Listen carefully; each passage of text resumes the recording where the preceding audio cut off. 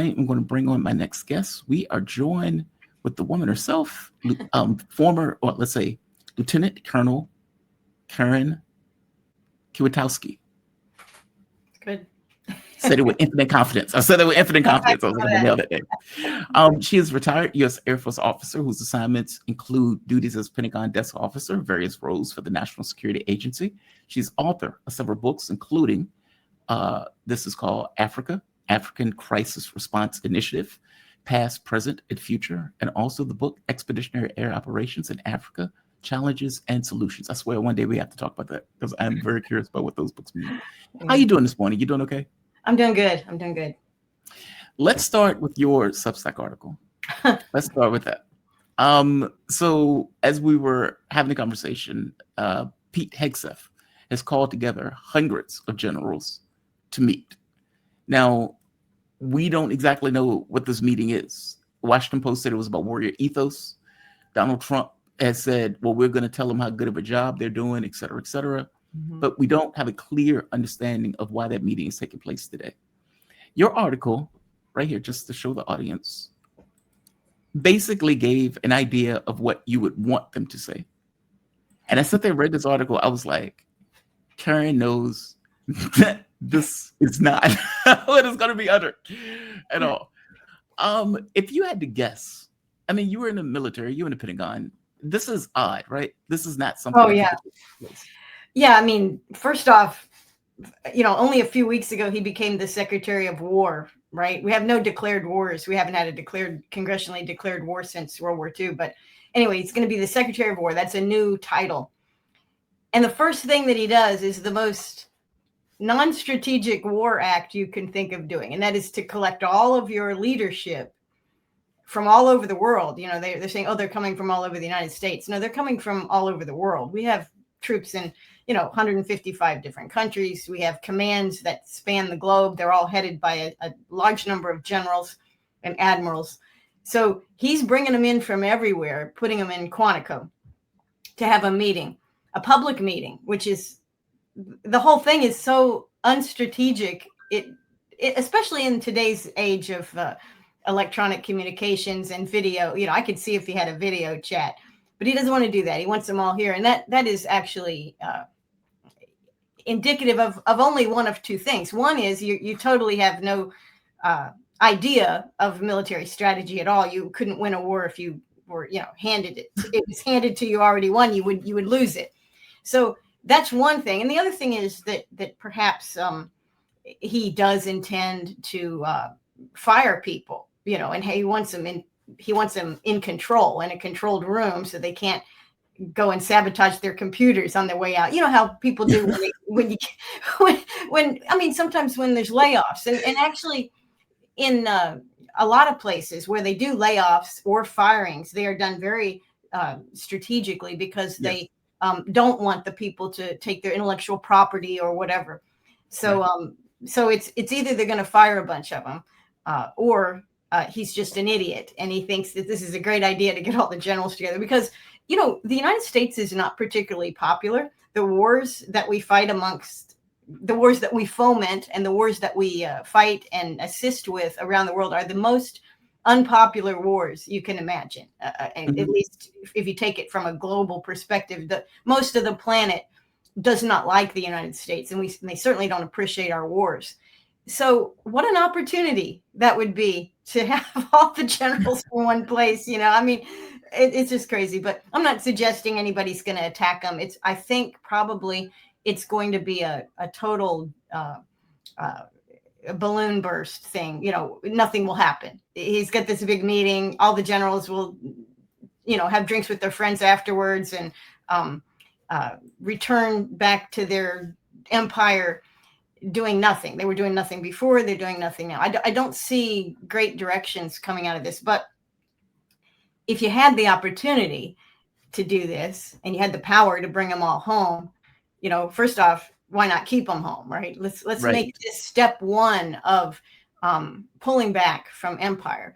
And then step two, of course, would be, and this is what I was kind of talking about in my it was supposed to be humorous, but it wasn't really humorous. It was actually. I was laughing as I was reading it. Yeah. Yeah.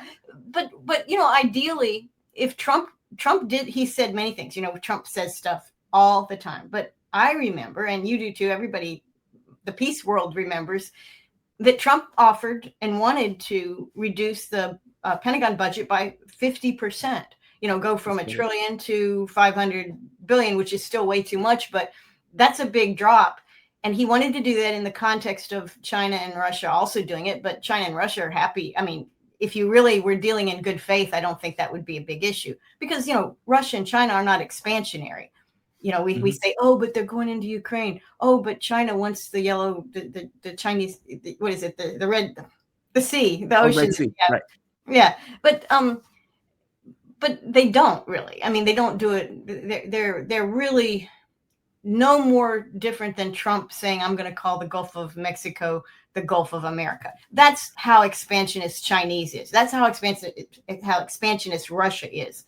If you think about the things that they're doing. So it could be possible, is what I'm saying. Trump said it. Maybe he didn't think it through. He just blurted it out because, of course, many MAGA voters or people that voted for Trump did want peace. I think one of the things that many independents that drew them to Trump and made them come out of the woodwork and vote both times that Trump ran was Trump said, I want to bring troops home. And people care about that, because that is, they say, oh, well, we want issues that are important to us at home. Well, one of them is getting our kids back, having our cousins home and not doing things that are making them drink and take drugs and kill themselves, which is what happens in imperial armies. And so anyway, he said that. And so I just built upon it. Wouldn't it be nice? Wouldn't it be nice if he would announce that we are changing the American military approach to really, truly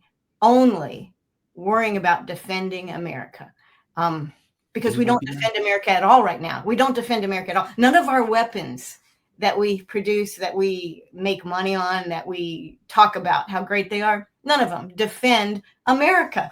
They don't defend Americans, and they certainly don't keep our country safe. In fact, they actually in some ways make our country far more dangerous. And we don't really have. We've put money into to the things you shoot at other people, the fancy missiles and the laser weapons, all the things that we say, that's all offensive. If you really wanted to defend your country, your intelligence would be really good. Now, we all know our intelligence in the United States is so politicized that it isn't very good. It doesn't give a straight scoop. We have, and that may be one of the reasons Trump has no idea what he's doing, because what he's being told, we were going to talk a little bit about Ukraine, what is being told about the situation in Ukraine, we're not sure what that is. I think many of us follow a more broader set of resources on what's happening there. So we have a good sense of what's going on there. And I'm not sure our intelligence community is delivering the goods to the decision makers. But anyway, if you wanted to defend America, you would have really good, honest intelligence that would be not just based on, oh, I saw this guy do that, but how do we understand the world? What is the deep historical story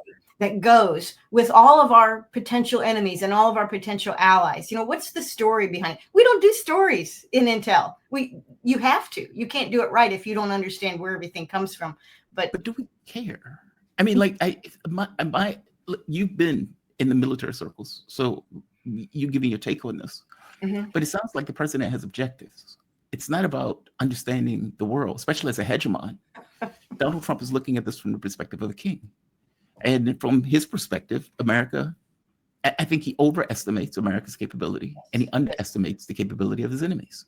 Yes. And so in his mind, I can have a tariff war against the world. And then he's shocked when China tells him to F off. That's right. Or he thinks that, well, I can push Russia diplomatically or militarily by threats. Mm-hmm. And Russia tells him to F off, meaning, dude, you have no cards in this. And then he realizes, I have no cards in this. He goes up against Yemen. And Ansar Allah, in a paper, I remember, I think it was the New York Times, was pointing out that the U.S. couldn't get air superiority. No. And they nearly lost. We had to vacate that battle. We left. Exactly. We left that because we could not prevail. And it was costing so much money to do nothing. And Trump does understand about money. He understands about borrowing it. He understands about spending it. He does pay attention to money. I mean, that's something he brought into the office. That's been his life before he was president. So, so he saw the thing in Yemen, the defense of the Red Sea commerce, as a total loser, because we were spending all this money and we were not even impacting the effectiveness of the Ansel Rada to disrupt shipping. So he saw that and he pulled out of it. So I think when he gets decent information that he himself, based on who he is, can understand, because he's not in the military, never been in the military. Oh, but there it is. Who is he? That's the rub, right? Because a lot of people think that he's this peace president. And from my point of view, he's not. He's an imperialist who wants to do this kind of. Give me a take on that. Yeah, well, I mean, he thinks the world is his oyster, and you can understand why if you look at if you look at how he was brought up and how he has lived his life. I mean, he was not just an American builder and hotel and casino guy before.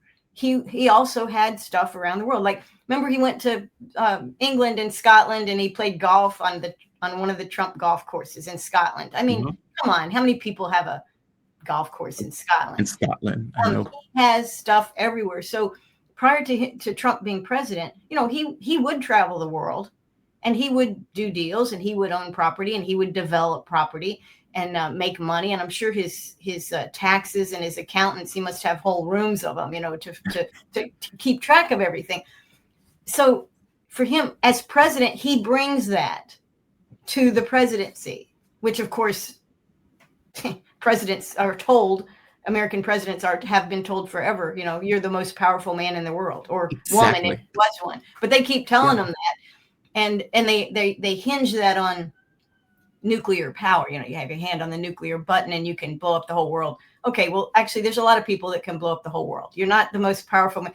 Many countries have nuclear weapons that can blow up effectively, destroy the planet. And I don't mean the whole planet will be burning, but all the major cities will be gone. So it's a whole new world after that. But they're told you're the most powerful man, and no one can say no to the president. They're like an emperor. And you need, if you have an empire, you will have an emperor. And so he was well suited to play that game and to think globally, not in the way that peace people say think globally, but to think globally more as a business person or a capitalist, if you want to say a shark of some sort. And again, we see whatever he does, we see it in everything that he does. And we were going to talk a little about the Gaza 20-point plan that supposedly he and his people came up with Netanyahu, of course. Yes. And it illustrates much more of how a person would propose a project, a building project, than it does any type of peace. There's no recognition of any stories. There's no recognition of any past history. Where's reparations? Israel has illegally done a war that is not proportional to what happened. And also, as we know, in October 7th, a lot of those deaths were conducted by the IDF of their own people. That was the Sampson option. No, not the Sampson option. Hannibal Directive, yes. The Hannibal Directive was, there's no doubt that they implemented that because they didn't want hostages to be taken. They wanted to put a stop to it. So they blew up a lot of their own people. So the numbers of October 7th are shared numbers. Some of them are, and then if you add to that the potential, and the indications are that they did stand down on October 7th because they wanted an excuse to go into Gaza, because they were ready to go into Gaza and do something. And, periodically they mow the grass in Gaza. This is a little bigger than mowing the grass, but it was time. It was, if you think of how the IDF operates and how Israel operates, it was time to go and give Gaza a shave. Put them, do something about them, because the population had gotten up to 2.3 million. That's a lot of people. And 50% or more were young people and children. So they grow into political leaders. They grow into people with Palestinian identities, Gazan identities. So you got to stop that.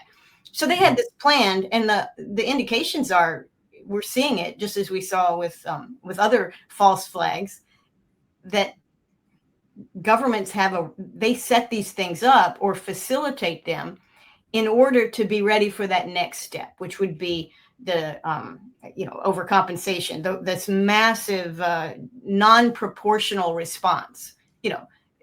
Even if people fly hang gliders in and they collect hostages, and let's say they kill people, because people were killed, no doubt, by both sides, by Hamas and by Israel on October 7th. But when your response to that is to obliterate 2.3, or to get on the path to obliterating 2.3 million Gazans, to destroy their cities, like we're seeing with Gaza City in the north, they are actually, those cities were rubble before, but now they are flattening it. They're flattening it for rebuilding. And this is not my words. This is from Bezalel Smotrich, who says, yeah, the demolition is almost finished. The demolition is almost finished. Well, that's not a war term. That's a Trump term. That's a prepping the space term. So to back you up on that, I think it was either Egyptian or Turkish intelligence that had told Israel that Hamas was planning an event. Yes. And so the belief is that, oh, well, we didn't believe him. Okay, well, that's one view of it. The other view of it is we did believe him, and we just let it take place. No, I agree with you. Yeah. I think the point that I'm trying to make is a point that you were making in that this is not about truth. This is not about honesty. This is about, we have objectives. Yeah. And so as a businessman, I want to make profit off of rebuilding Gaza. And let's be honest, I want to get rid of the people that are there anyway. And in the Ukraine terms, where they don't care about what's true. I guess that's what I'm getting at. I always make this argument that you tell the truth to end wars. You tell a lie to keep them going, or at the very least to start them. That is so true. That is actually how it works. And not just in our era. It's always been that way. This is the way humans work. This is the way governments operate. How do we get this war that we want to profit? We envision profit. How do we go convince the people? Well, we got to tell them a story that they'll believe. Let's hammer them with all these elaborate lies. But yeah, when you actually break through and see the truth, you go, there was no need for that war. We didn't have to do anything. Peace was just, we could have easily sustained peace, but we didn't. That's the truth. And it's the truth everywhere. I mean, I was driving around yesterday, and I heard on the radio, I think it was the radio somewhere, but they were talking about World War I. And we are still talking 125 years later about how World War I started because of lies and stupidity, and it was never a necessary war. That's 120 years ago we're talking about, because the truth makes peace. If you can get the truth out there. And of course, obviously, people have their perspectives, right? I mean, we see something, we may describe it differently, we may feel differently, but truth is the foundation of real communication, not lies. Agreed. And the people know that, but governments may know that, but it doesn't serve government purposes, for sure. It seems, let's go to Ukraine and then we can bounce to Israel. It seems that, so Kellogg has come out and has made a statement that everybody has jumped on, and I think people are getting that statement wrong. In fact, just to play it for the audience, just so people will know exactly what I'm referring to. Now, listen to what he says very closely. Because, Joe Biden was presented with this situation also, where Joe Biden was like, I'm going to fire long-range weapons into Russia.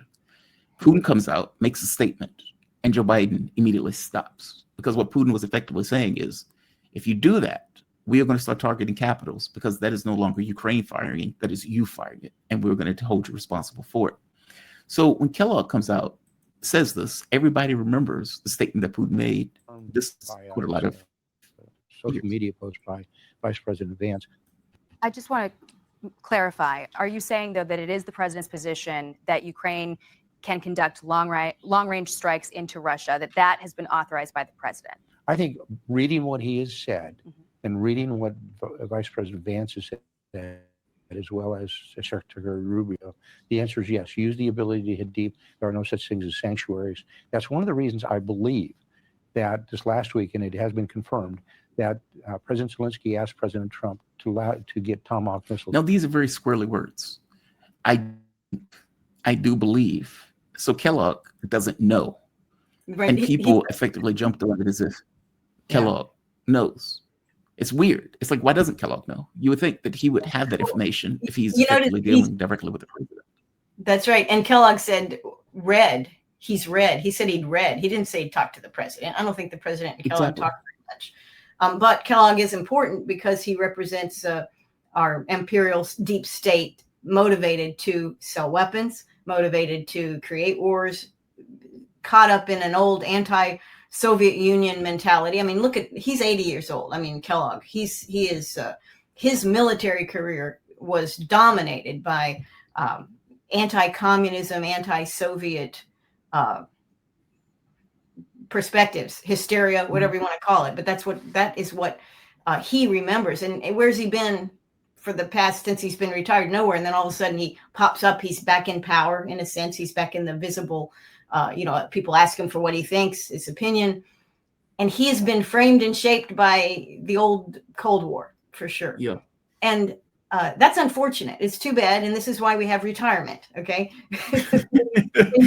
He really is handicapped because he hasn't learned anything since the world changed. He's stuck in the past. So he thinks Russia is our enemy. He thinks the Soviet Union still exists, apparently.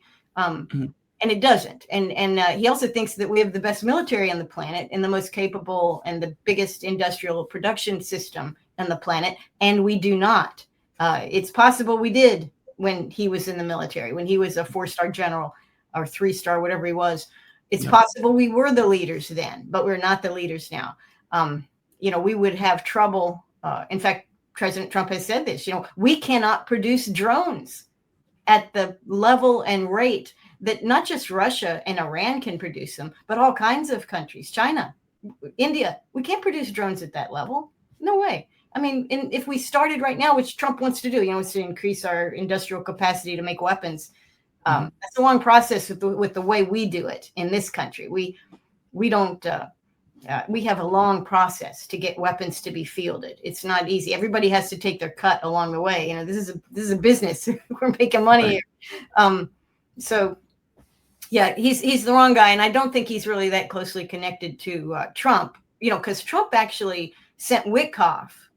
Periodically has sent Witkoff to go do what everybody was told was Kellogg's job. He worked in Ukraine.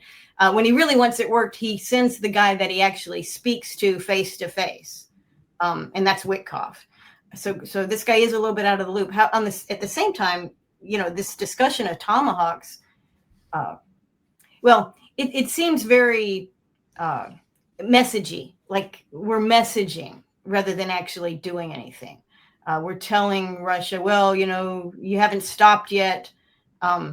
Nothing. We've tried to talk peace and you won't do it. But really, the problem is specifically the problem is Zelensky, I think. And this reveals my perspective. But if you see a president of a country, and Ukraine is a country, it's a little smaller than it was. It's lost a third of its population, maybe a little bit more. It is very corrupt, but it was before. It was before the war. It was the most corrupt country in Europe at that time. It probably still is. But anyway, it hasn't gotten better during war. Wartime is not a time when you're going to get less corrupt. You're going to get more corrupt.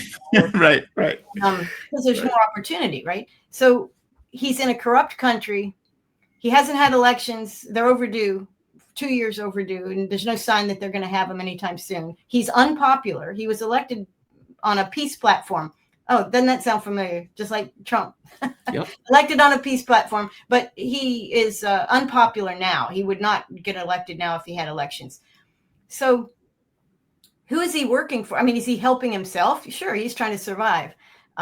But a statesman, a leader of a country, has to put their country first. It has to say, what is good for my country? And Zelensky doesn't do that. He travels everywhere. Please give us more weapons. And he's saying, what's good for my oligarchs? What's good for me personally?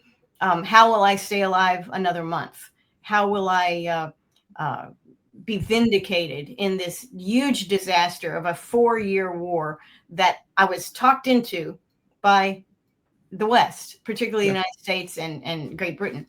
So, and now Zelensky has bigger problems because since Ukraine is physically shrunken and, of course, militarily devastated, their army, they had a big army. I mean, they had a decent sized army for a country of 40 million, 35 million people.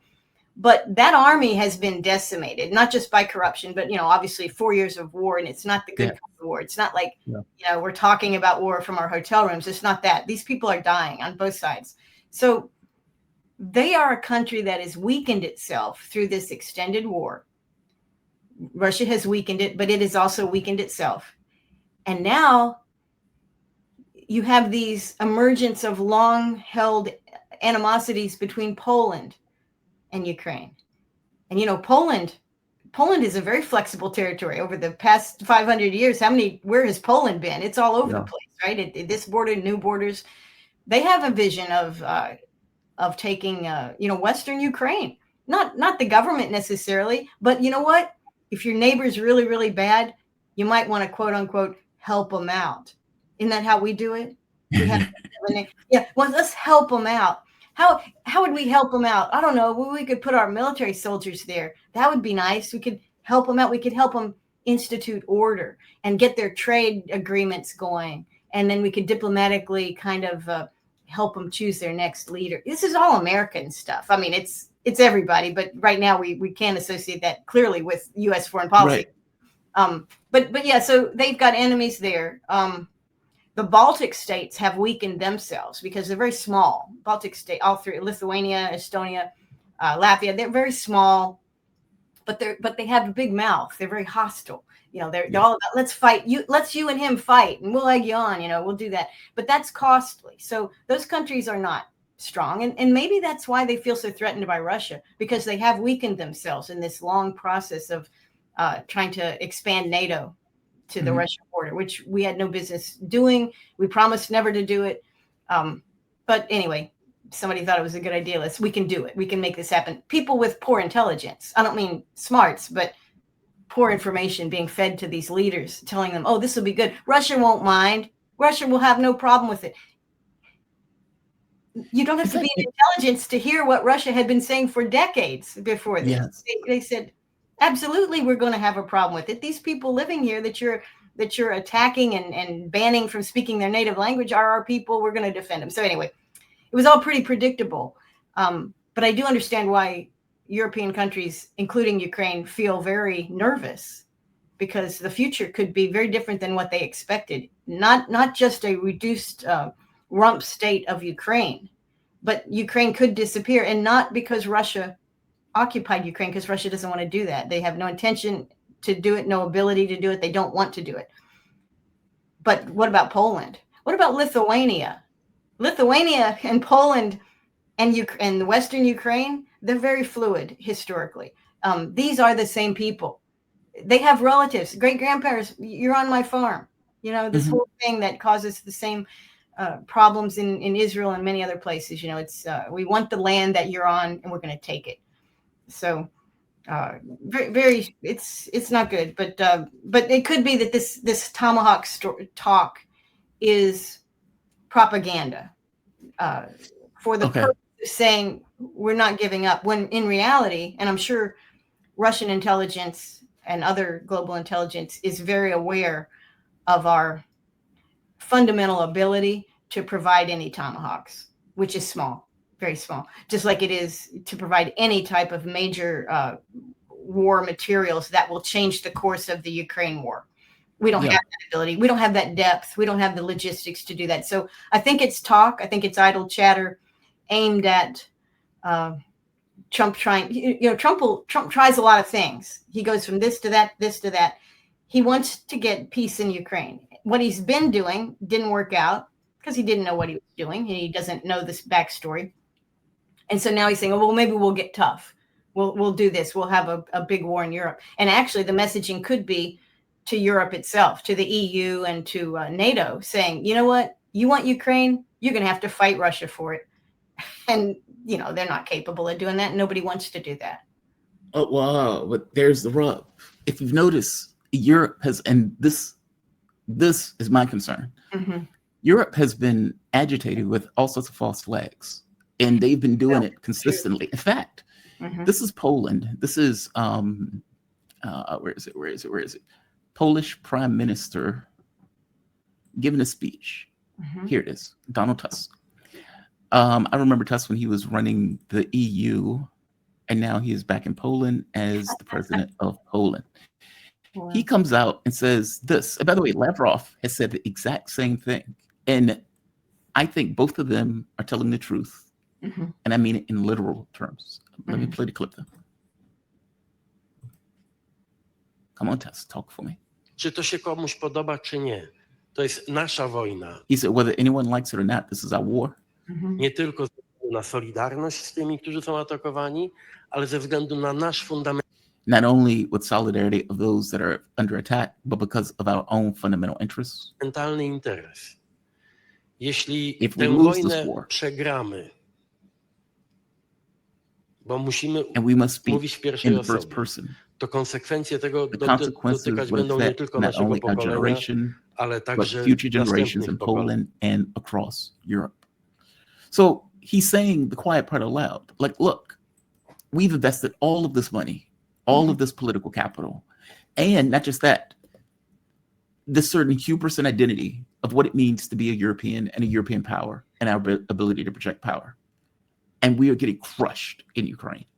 We can't let Ukraine lose because of the ramifications associated with letting Ukraine lose. And so then you get false flags. Estonia is saying, oh my God, there are drones in Estonia. There are drones in Denmark. There are drones over Finland. Yeah. You get Poland screaming, oh my God, Russia sent drones without any munitions associated with the drones at all, dummy drones into our airspace that they couldn't take down and ended up flying F-35s to try to knock them down. Oh my Missiles that missed landed on people's houses. And it's, oh my God, Russia dropped the missile on people's houses. And then the very next day they would come out and say, okay, fair enough, this is our air defense. Like, meaning they are heavily agitating for war. And him making that speech, he's not the only one who's making speeches like that. Ursula von der Leyen has a clip where she's like, we need a drone wall that we need to put up. We need to give Ukraine $2 billion more. So it seems like they are deeply invested. And maybe in their minds, all of the pressure in the world would be applied to Donald Trump if we get into a war with Russia. Meaning if we invade Ukraine, and Russia's already said that is a deal breaker. We will kill anybody who comes into Ukraine. You are fair game, and we mean it. What does the U.S. do? Does the U.S. look at that and says, oh, well, or are every neocon going to be screaming, oh my God, Donald Trump is abandoning his allies. Oh my God, Donald Trump is not helping the Europeans. Oh my God, Donald Trump is letting the Russians eat the Europeans for lunch. Yeah.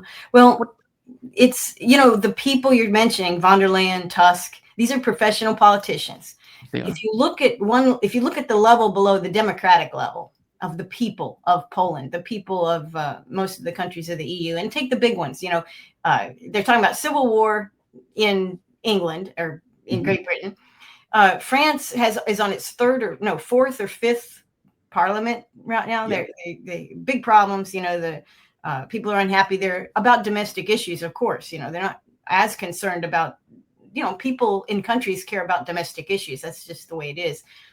In Germany, of course, they have to ban the AfD and they still are pulling majorities. So they got big problems one level below the mouthpieces at the EU level and at the top state level. So these guys, and Tusk, again, I actually did not realize what you said about Tusk being the EU president before. I knew had been in political circles for a while, but I remember even on the issue of the drones and the incursions, Tusk is like, oh yeah, we're not doing, we can't tolerate this. We have to fight. But the president or the prime minister, whichever one, the other Polish guy that runs things, you know, they have the president and the prime minister.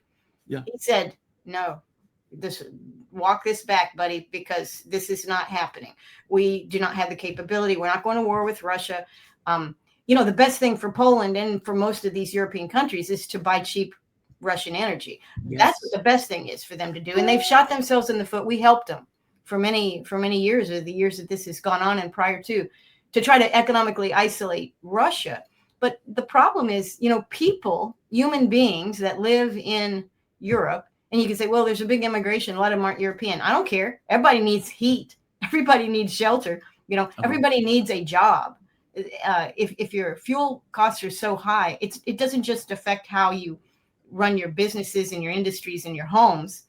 it's also jobs. There's no jobs. If I can't afford to expand and hire, I'm not going to do that. So you don't have a job. Anyway, big problems in Europe. These individuals, and von der Leyen, they call her von der Leyen, but why do they call that? Right.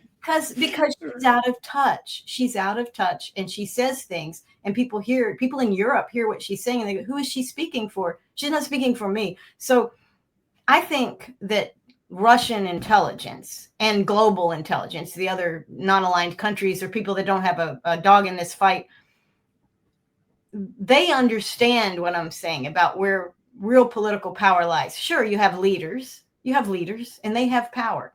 But you also have the people below them, and they have power. And whether they're organized or not, or collectively acting or not collectively acting, they are a problem for whatever leadership is above. And so Trump is a master at connecting with a large enough group of people who wanted something, peace. They wanted peace, actually.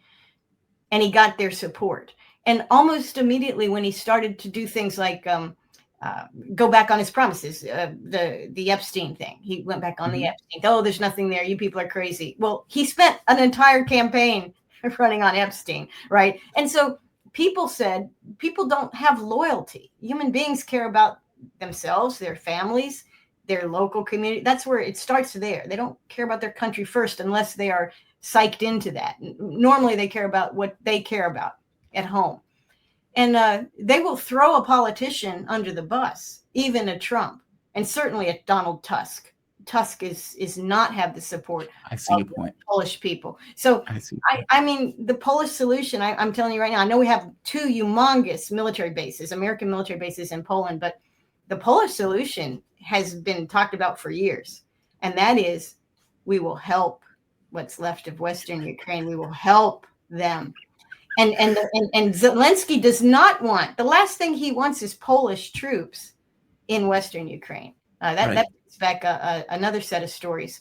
So there's a long history that's not entirely good between Poland and Ukraine. And so anyway, yeah, we got big problems. But Trump doesn't understand, really. I don't think he doesn't get told any of this. And he's not a person who spent a lot of time studying this before he became president. You know, he doesn't know. He knows what he knows. He knows where his golf courses are. You know, he knows how to invest in a hotel. So those are the things that he puts forth as solutions. And the people that want that, and Netanyahu plays him so well, because Netanyahu, now, the intelligence that Israel has, you know, they do put a lot of money into their intelligence. And some of it's politicized, like all intelligence is, but a lot of it is functional stuff. And they go one step further. The Mossad, of course, goes one step further. They create their own information. They blackmail, they gather information in order to create the environments that they want, the decisions that they want in other countries. They actually manipulate those decisions. And, you know, we can see it pretty obviously in the United States, but they do this everywhere. They have a big program of doing that. And that's part of what they see as they're necessary for national security.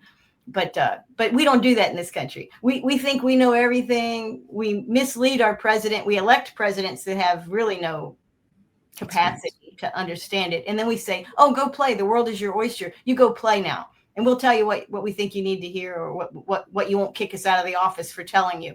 And it's not sustainable. It is not sustainable. And so this is why I think now on the Gaza thing. Let's hit that. Yeah, 20-point plan that they've come up with. Yeah, you know, there was one good thing in there, which was interesting, and that was that no Gazan would be required to leave, and and anyone who did leave, if they chose to leave for a little while, would be welcome back. Now, that's something the Americans put in there. That's not Israel's plan, and that's not going to happen. But I noticed as I read it, because I had to write up something earlier today about it, so I read it again. And they also in there's one mention in this 20-point thing of the Palestinian Authority. And it's an exclusionary mention. It basically says until the Palestinian Authority is reformed. But there's no discussion of that reform. That purely comes out of Tel Aviv or West Jerusalem or whatever, East Jerusalem, wherever it is, the capital of Israel. This is Netanyahu speak. And the other thing that is I think as even the Israeli media has said that this is a way to buy time until the winter comes and disease and malnutrition, starvation, and bombs and lack of shelter kill basically half of those that remain. And I think by some counts, you've got 1.5 million Gazans left. And they're clustered in, they're somewhere in the cities that they're bombing. So more are being killed as they take down Gaza City. They're killing more people who are unable to leave. But that 1.5 can be brought down, I think, to 600 million people.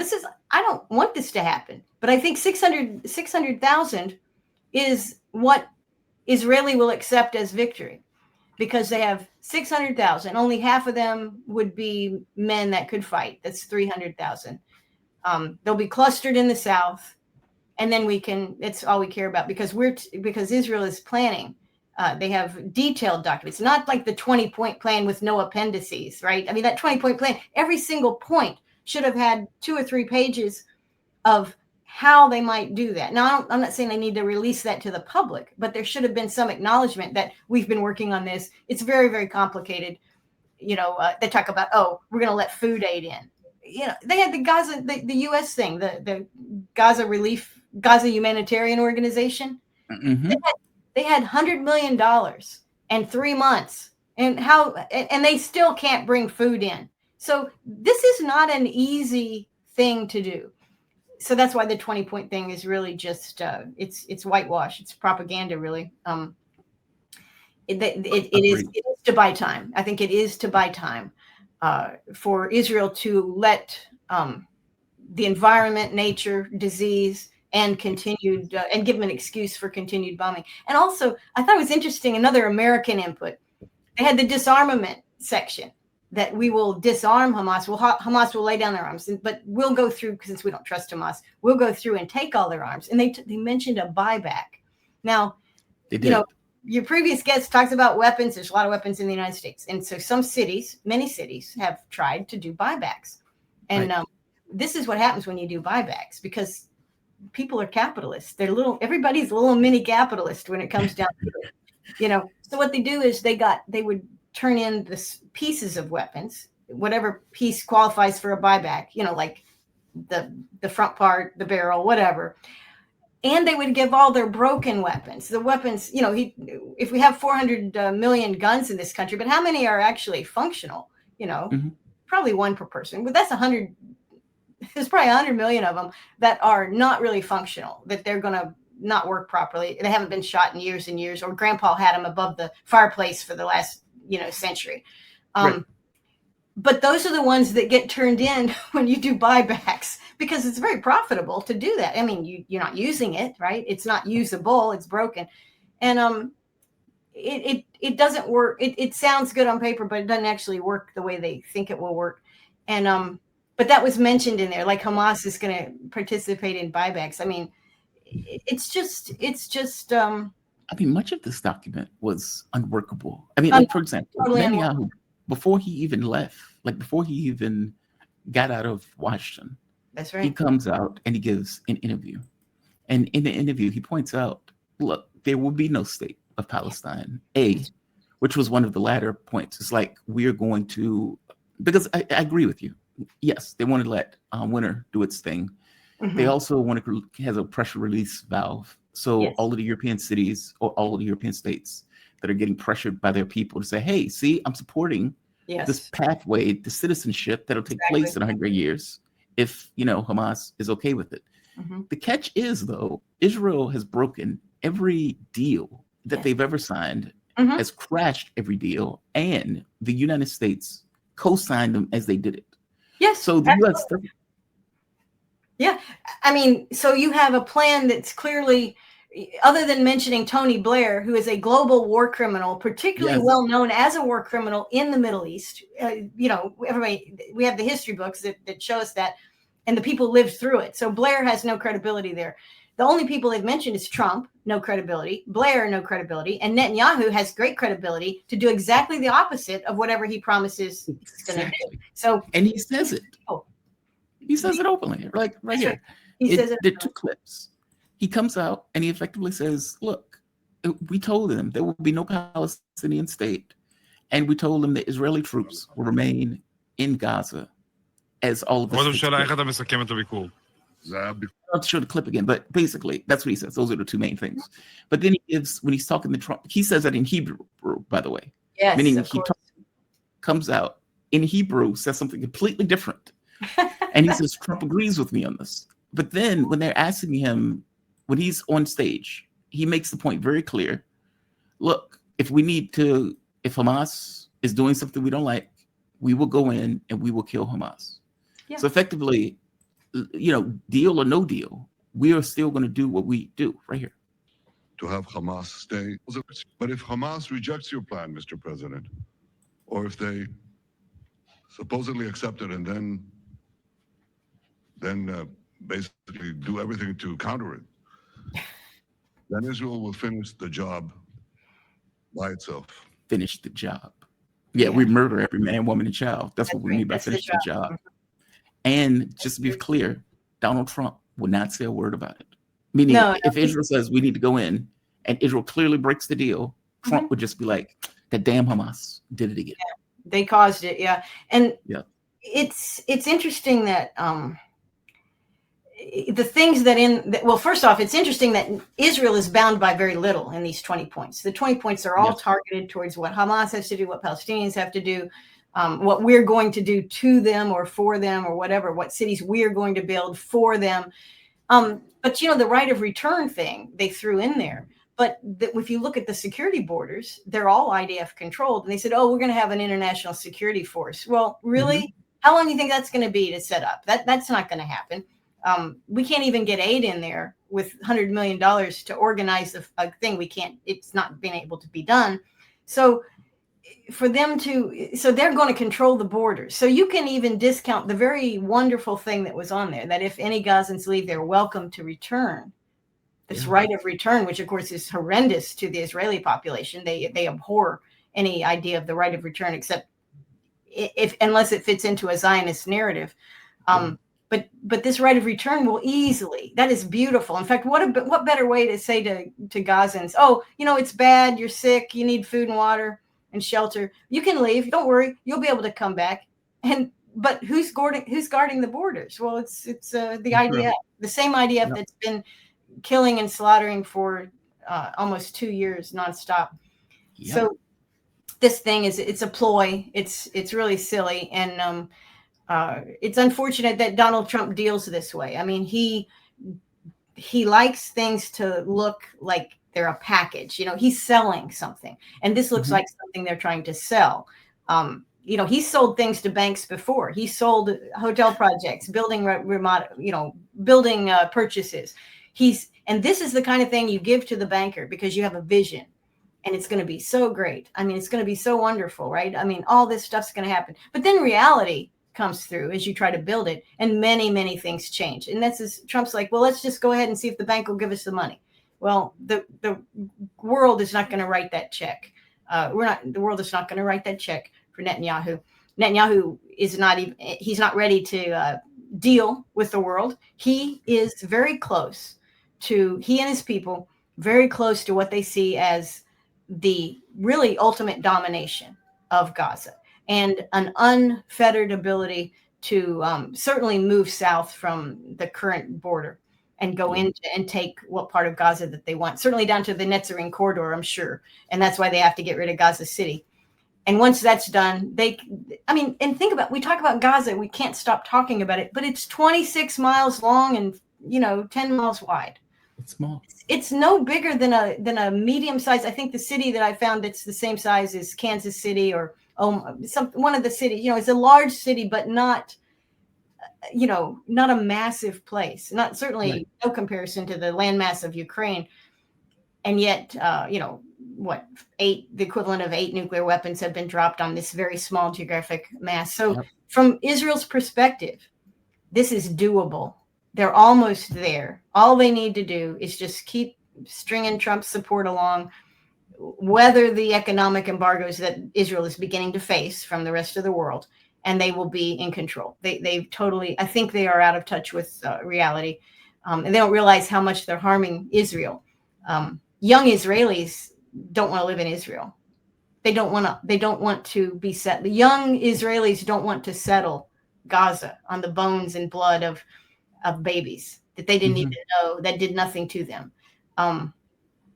So Israel is ultimately shooting themselves in the foot with all their stuff. And this will be the trademark. This will be what history concludes about Netanyahu's 20-something years of power. But that doesn't help anybody today. You know, we always go back and have a better picture. We look back and we go, oh, yeah, we should have known that. Well, doesn't help the Gazans right now. No, it doesn't. Karen, fantastic breakdown. I always enjoy these conversations with you. I really do. Thank you for this. Well, I do. Thank you for having me. No, absolutely. And just for the audience, retired Lieutenant Colonel Karen Kwiatkowski. She is U.S. Air Force officer with assignments including duties as the Pentagon desk officer, various roles as a national security agency. She authored several books, including Africa Crisis Response Initiative, Past, Present, and Future, and Expeditionary Air Operations in Africa, Challenges and Solutions. One quick question. When you're at the Pentagon desk, how does the military view this stuff? I know they're under the civilian leadership, but when civilian leadership is potentially taking them to nuclear war or potentially taking them into some conflict, what goes on in the mind of the people in the Pentagon? I mean, is that just agreement? Yeah, there's been an evolution. They're people, and they're smart people. Many people in the military are very smart people. Just like anywhere else, you're going to find people that understand things. But since we've gone to an all-volunteer force, and this was many years ago, I think 77, 78, we went to all-volunteer force, ended the draft. And I don't approve of the draft because I see it as unwarranted state power. But without a draft, you basically contract people and you trade people's loyalty for benefits. And if you notice, military pay it's skyrocketed. You know, military people now, used to be military people were poor. You'd send them cookies on the weekends because they were starving in their barracks, you know, but it's not that way anymore. Military enlisted people, officers, it's a good living. Okay. It's a good living. And that's the trade-off. So you have this good living. You also recruit people that want to fight overseas, kind of like the French Foreign Legion, people that want to go shoot people. And those are psychopaths. And we attract many of those in the parts of the military where they can express their urges, their murderous urges. And I'm sorry to say that, but it is a measurable fact. Okay. That we, I mean, I've talked, when I taught high school, there were guys that said, I want to join the military. And I said, well, why do you want to do that? They go, because I want to go shoot people. But they want to shoot people. So this is maybe a uniquely American thing in our era. I don't know. But these officers and enlisted people who are in the military now and have been for 45 years, okay, have contracted and they've traded prosperity and a good life and travel and maybe the opportunity to have some adventure or kill people, as the case may be.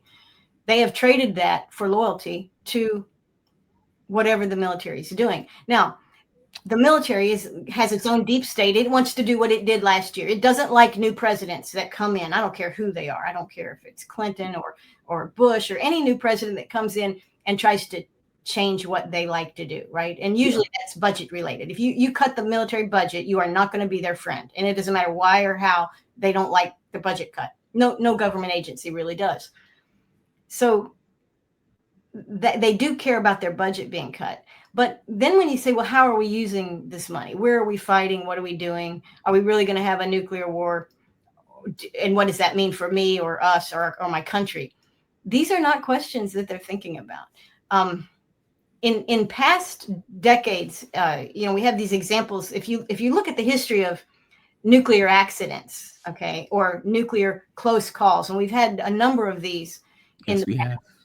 And even the missile crisis in Cuba, that was an example of that, where we still had people that were running things that remembered war, right? I mean, we had Kennedy wasn't even that long out of the military by that time. So they remembered the costs.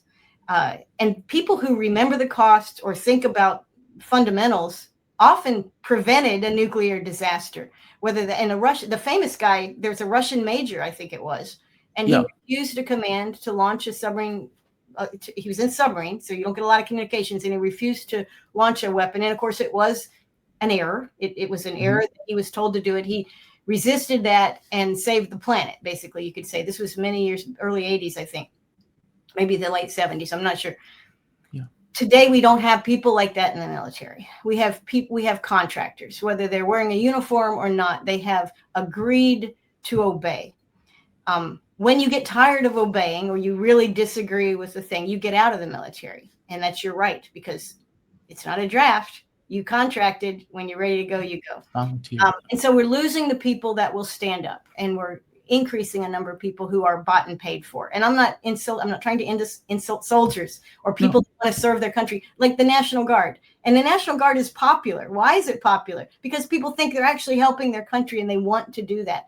But our military forces and our military kind of mentality in the Pentagon is a danger to our country. In fact, it really is. These people, you look at the guys that are going to be at this meeting in Quantico today, the 600, 800 generals. How many of those guys do you think would hold up their hand and say, stop? Right? None of them. They want to do whatever they're told and get a good job in the defense industry afterward. Very few leaders are there. So this is also a danger. And actually, I think foreign intelligence that looks at our military and our government sees that. They see our general overclass, our admirals, our generals, these decision makers, as really a danger to the planet, because they're not brave. They're not courageous. My signal died. I'm sorry. Yeah. Yeah, my signal died. I'm sorry. But your point is, by not having the draft, we've effectively we've made things more difficult. The people are going to follow orders. They're not going to question those orders. Well, because the self-selection for the military now is, what's in it for me? What is in it for me? Do I enjoy what I'm doing? That's one. Am I well rewarded, even if I don't enjoy it? Is it a good living? And it is. It is for so many. So this is a problem. Because they aren't the ones that are going to save us. And this is why I laugh at people for years. I've been, writing and stuff, and I'm former military. And many people will email me throughout the years, less so this year, but throughout the years. And they say, oh, we just need a good military guy. We can have a military coup. We can, our military will save us. And I'm like, have you met the military? Have you met the American military leadership? Okay. It's filled with people like Petraeus, and it's filled with people like Kellogg. This is the military. These guys want war. It's all they know. They are rewarded for it. They have no spine, no backbone, no standards, no principles, and they don't share the values of the American people at all. And I'm just going to straight up say that. If anyone has evidence to the contrary, I would welcome it. I would want to find out. But from what I've seen and learned and observed, certainly in the last 25 years, our military leadership is not going to save us. They are part of the deep state. They are part of a self-sustaining bureaucracy that needs war, and it needs war spending, and it will fight for that. That's what it will fight for. It will not fight for Americans. It will not fight for peace. It will not fight to keep the planet from blowing up in a nuclear holocaust. It won't fight for that. It will just fight for itself and its own interests. And that's unfortunate, because, that's one of the last trusted government agencies. People say, well, the military, I could trust the military. No, no, you can't. Wow. Not to say that you can trust them, terrifying. but they won't save. They're not going to save this country at all. Yeah, that's terrifying. That's very terrifying. Wow. Karen, thank you for this. Honest to God, you have a fantastic rest of your day, okay? Okay, you too. Well, thanks for having me. Okay, thank you. All right, we have come to the end. Shout out to Karen, shout out to Laith, shout out to Daniel Lazar. Appreciate all of them. Let's go to chats before we